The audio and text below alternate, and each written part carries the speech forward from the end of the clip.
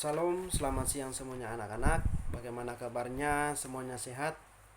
Kembali pada siang hari ini kita berjumpa lagi dan bertemu dengan saya. Dan mungkin di antara anak-anak merasa bosan melihat muka saya dan selalu tampil di depan kamera dan selalu menjelaskan terkait materi-materi yang perlu kita pelajari.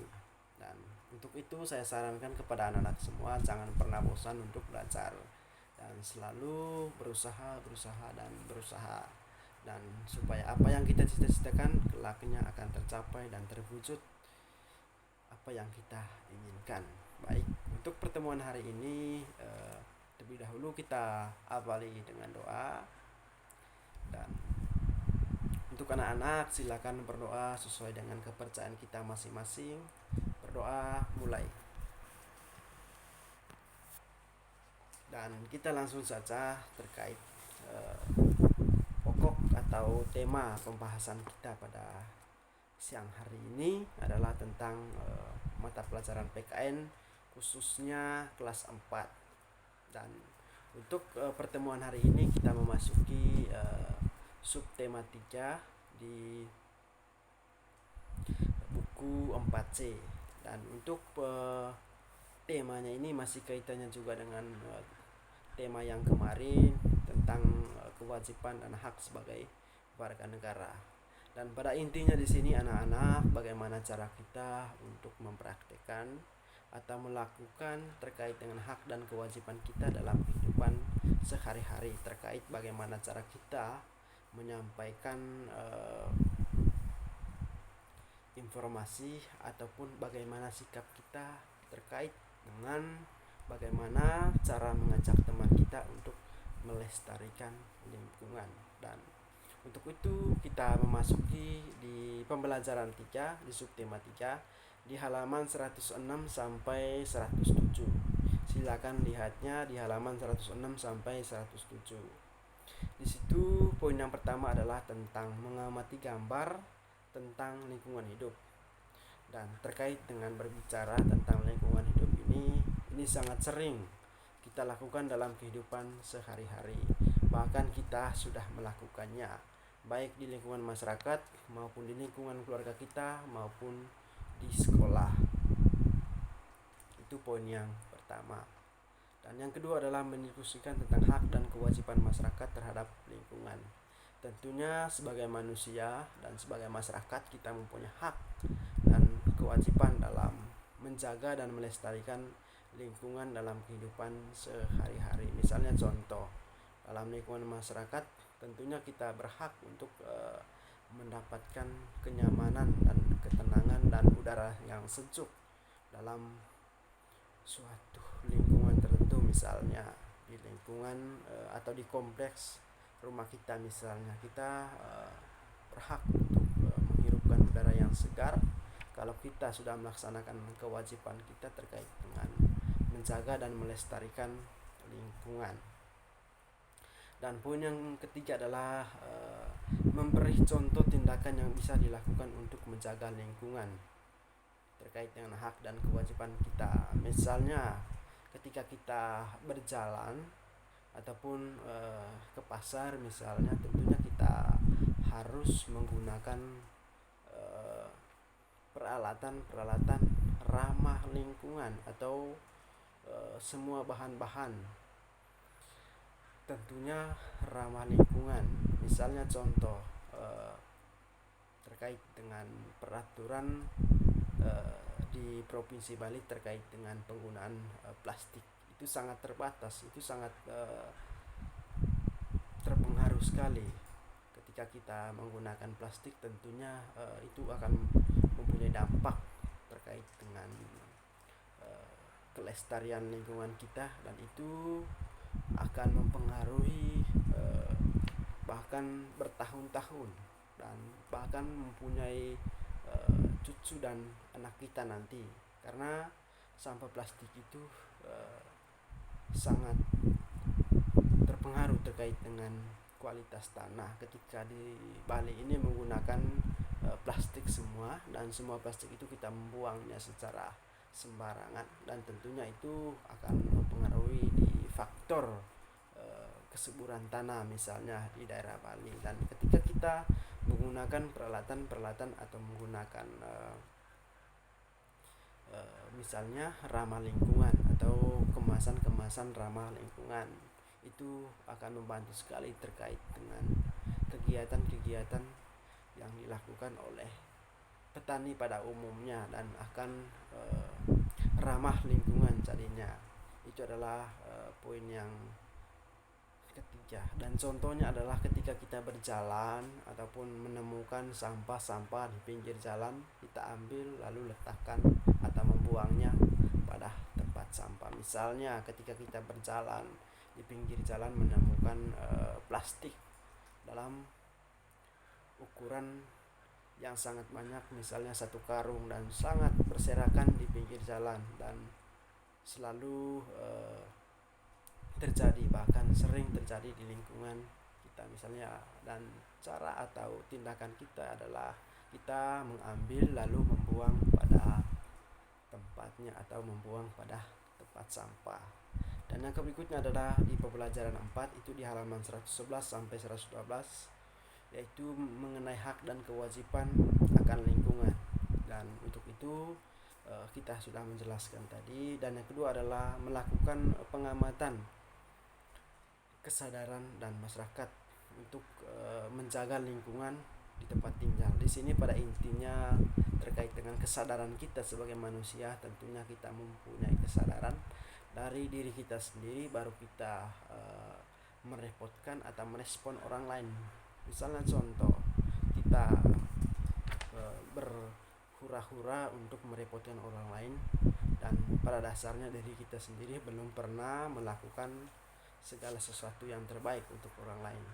Dan pada intinya di sini adalah bagaimana diri kita sendiri, apakah kita sudah melaksanakan hak dan kewajiban kita terkait bagaimana cara kita menjaga lingkungan, melestari lingkungan dalam kehidupan kita sehari-hari.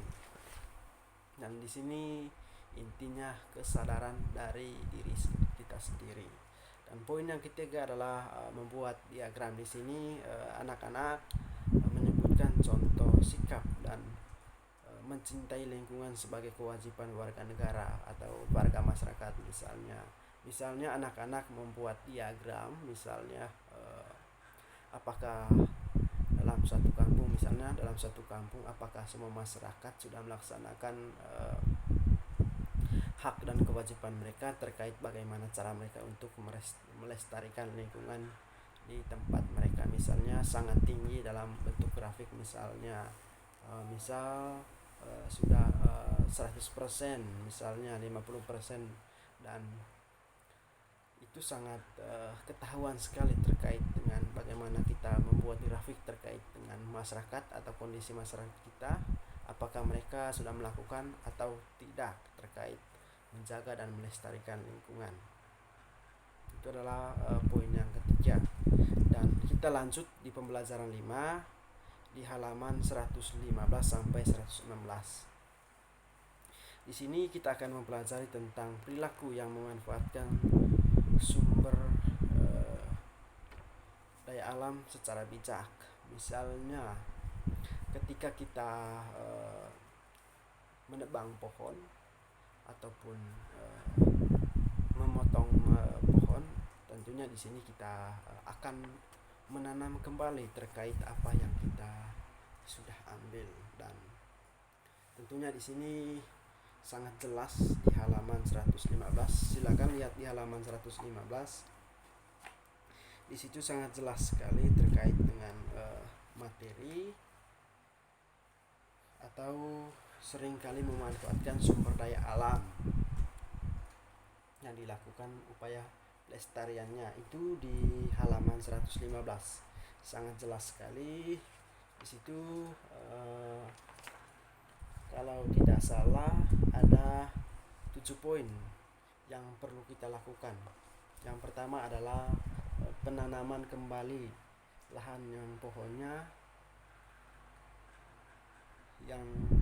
atau pohon telah ditebang. Misalnya contoh, ketika kita sudah menebang pohon atau membersihkan pohon di hutan, tentunya kita akan menanam kembali terkait pohon ataupun tanaman yang kita sudah ambil. Terus yang kedua adalah penebangan pohon dengan sistem tebang pilih. Misalnya contoh, ketika kita pergi di suatu hutan, kita menebang pohon secara pilih dan kita tidak boleh menebang secara sembarangan. Misalnya kita bertujuan untuk menebang pohon yang berukuran sangat besar, tentunya kita harus menebang secara sistem tebang pilih. Di sini sangat jelas sekali terkait dengan tebang tanaman untuk mencegah pengundulan hutan. Itu poin yang kedua. Terus yang ketiga adalah menjaga kesuburan tanah. Dan yang keempat adalah mengambil ikan di sungai atau laut dengan cara yang dibenarkan, misalnya menggunakan jala dan menggunakan peralatan tradisional misalnya, dan tidak boleh menggunakan bom. Dan itu sangat terpengaruh dan akan mengalami kerusakan habitat terkait dengan ikan yang ada di laut, dan proses perkembangan dan pertumbuhan ikan yang ada di laut itu mengalami penurunan dan sangat lama ketika kita menggunakan bom ikan, dan itu sangat terpengaruh dalam kehidupan yang dilakukan oleh manusia pada umumnya. Dan yang ketiga adalah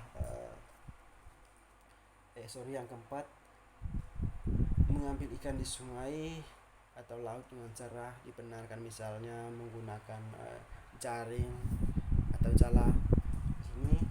Dan yang poin yang kelima adalah mencegah terjadinya pencemaran air dengan tidak membuang limbah di perairan.